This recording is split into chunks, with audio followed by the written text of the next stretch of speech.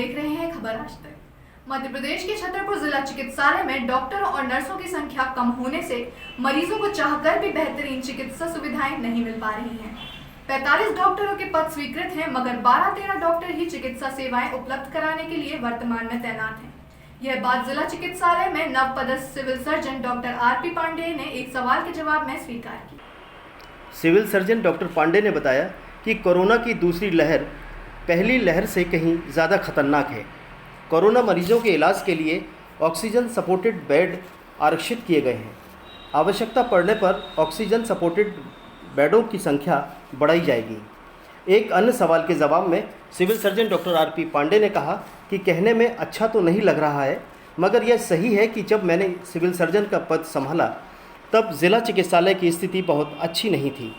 उन्होंने दावा किया कि ज़िला चिकित्सालय की व्यवस्थाओं में सुधार के प्रयास में निरंतर कर रहा हूं, ताकि मरीजों को अच्छी चिकित्सा सेवाएं उपलब्ध हो सकें।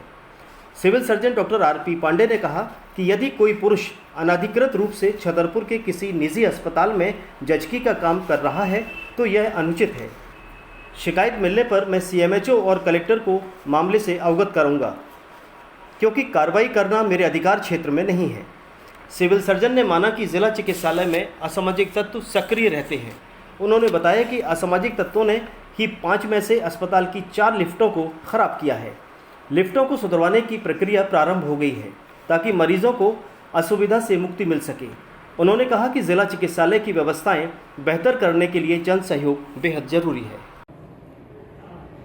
कहने में तो हमें अच्छा नहीं लग रहा है, लेकिन स्थिति बहुत अच्छी नहीं थी और अब जो स्थिति सुधारने में हमको रात को 11-11, 12-12 बजे तक काम करना पड़ रहा है। लंच भी हम नहीं ले पाते हैं और इसके बाद भी कुछ ऐसे व्यक्तियों ने ऊपर की टंकी तोड़ दी है, नल तोड़ दिए हैं, पानी भर गया, चारों लिफ्ट खराब कर दी हैं, एक जगह आग भी लगाने का प्रयास किया है इन्होंने। इतना मतलब असामाजिक तत्व यहाँ घुसे थे। इनको कंट्रोल करने के लिए हमने माननीय कलेक्टर साहब से बात की, एसपी साहब से बात की, पर एक दरवाज़ा बंद किया कि एक ही एंट्रेंस रहे।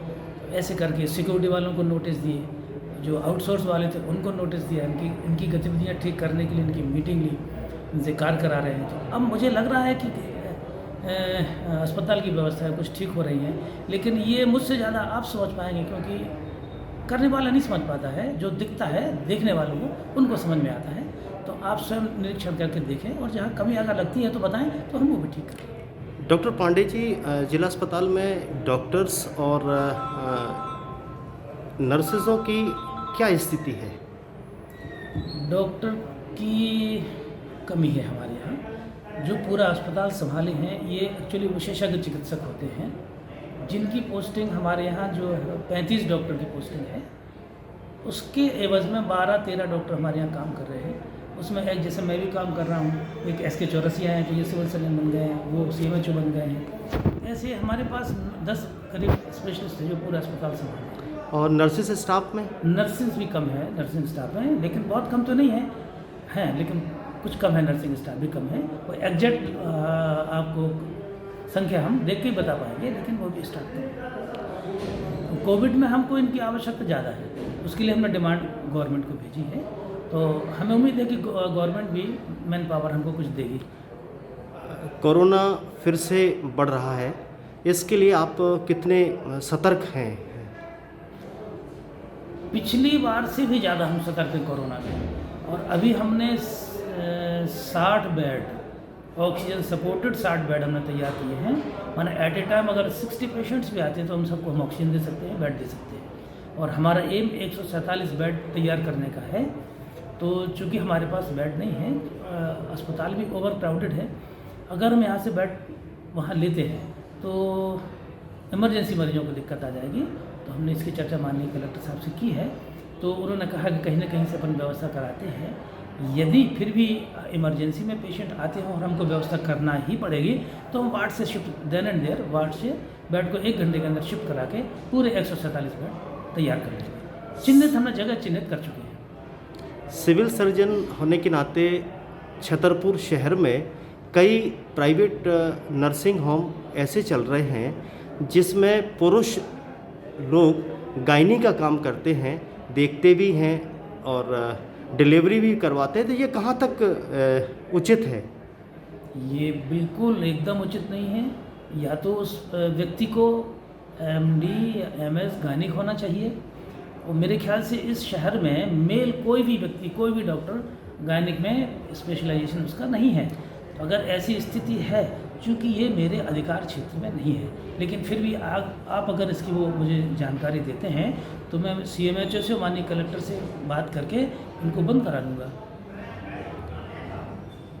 शहर की जनता के लिए जिला अस्पताल सुंदर रहे, व्यवस्थित रहे और इलाज समय पर सबका हो सके, तो आप क्या जनता से अपील करेंगे?